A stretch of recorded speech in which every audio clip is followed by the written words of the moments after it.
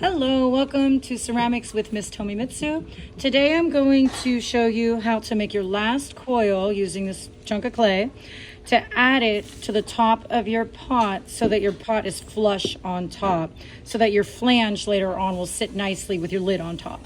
Okay, so first off we have this finished pot that Marjorie made. It's gorgeous. I'm going to put that to the side, and I have my water and my sponge, and I'll put those to the side, and eventually a smearing tool we'll be using as well.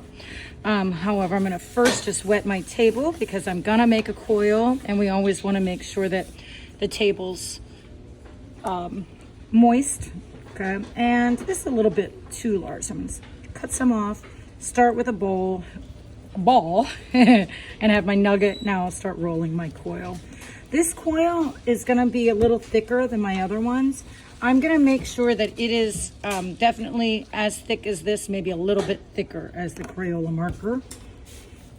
And again, it's gonna fit kind of on the inside of the pot, not on top that last coil, but next to that last coil that's on top. So again, make sure when you roll coils, you use two hands. And if you get it a little bit flat on one side, you just pat it like I just did.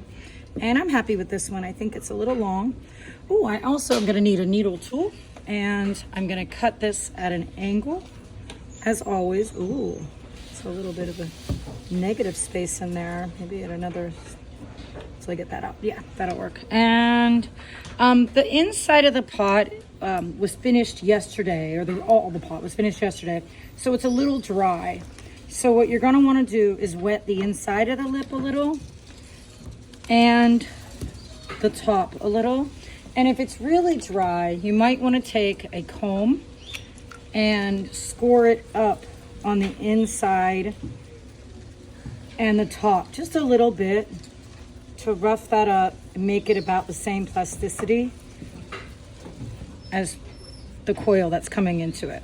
So I'm just gonna take this coil, and again, you're encouraged to come on over my Ceramics 1 student and watch. Otherwise, this will be posted tonight. And I'm just gonna lay it on the inside delicately at first. Gonna slice that so they fit together nicely. And Marjorie, do you want me to smear these equally? Yeah, I think it would look best that way.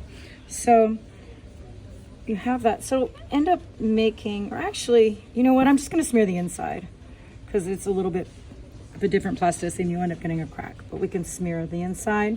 And that's the tricky part because you really can't see what you're smearing on this last one.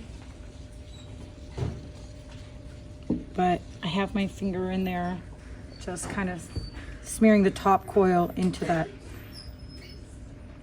coil that was added yesterday.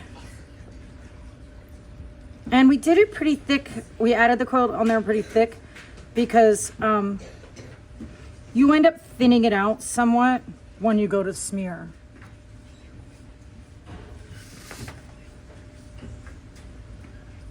And it'll need cleaned up, but for the most part, I don't know if you can see in there, but it's smeared pretty well. Okay, you can't really see it, but it's smeared really well inside. I can feel it.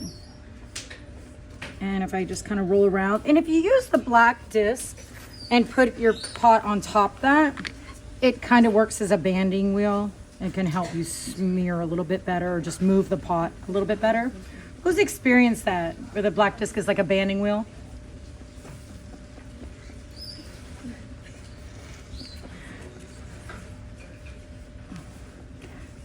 Okay, and I'm happy with this. Are you happy with it, Marjorie? We just want to get rid of those pesky scoring marks. So real delicately, I just dampened the wooden modeling tool.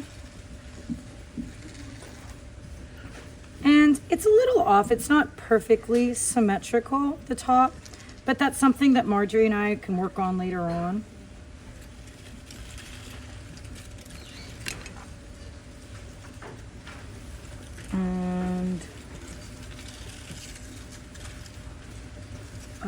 And remember, you do want to take the time to make that look nice at the top, because, you know, those final touches, that craftsmanship at the end really matters. So, but I'm really happy with this so far. I think it looks really nice. I think this will really give students an idea of how to kind of close their pots. You want to have enough room to put your hand inside to clean it later on. Some students have gone in and added like one more little coil. If you really want to, you can, but you'd have to clean it with a bottle brush, only if you have a bottle brush on hand. Otherwise, this is nice, okay? And if you wanted, you could even add one more coil, probably a thinner one on top if you wanted to build up height.